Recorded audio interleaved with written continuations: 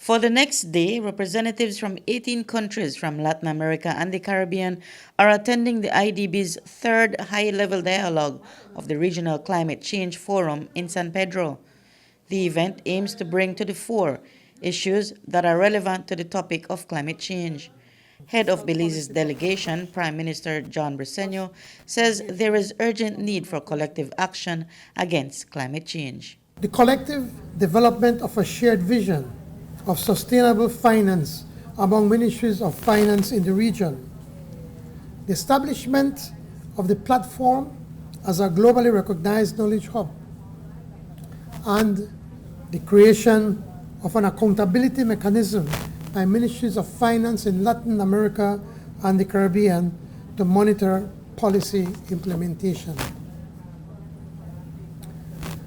I believe it is safe to say that the work done on the regional level has certainly had a positive effect on the national efforts across our prospective countries. Take Belize, for example.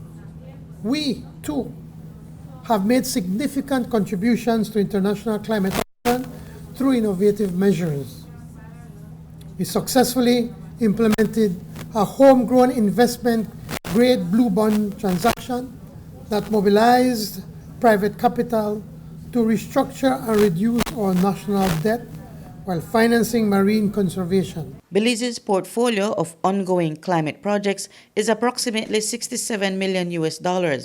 It includes sectors such as water, agriculture, fisheries, coastal zones, and infrastructure. The IDB has supported a lot of the funding for these projects, as IDB Executive Vice President Jordan Swartz indicated. We have joined you over recent years in expanding the tools available for multilaterals for addressing climate change, contingent credit facilities, sustainability-linked bonds, debt for resilience, or debt for nature swaps, contractual clauses to suspend payments after crisis, our CLIMA products at exchange, ex-ante commitments on mitigation to reduced payments from the governments. And each of these instruments and more to come are critical to fighting climate. But I think it's worth reiterating that innovation comes from our choices in which instruments to use when confronted with crisis and when addressing cross-border challenges such as climate change. Meanwhile, IDB's Executive Director, Franz Fosmetz, says that each of these countries that is participating needs to become climate change ready and resilient to brace for any eventuality caused by this phenomenon. This decade, up to 2030, is crucial for climate action, and all countries need to enhance their efforts to achieve the turnaround in cutting global emissions by scale. Today, many countries already are experiencing the consequences of climate change. I would just want to name our host, Belize, as one example, which was almost hit by Hurricane Beryl earlier this year. And we all know that the next hurricane can come anytime and hitting Belize.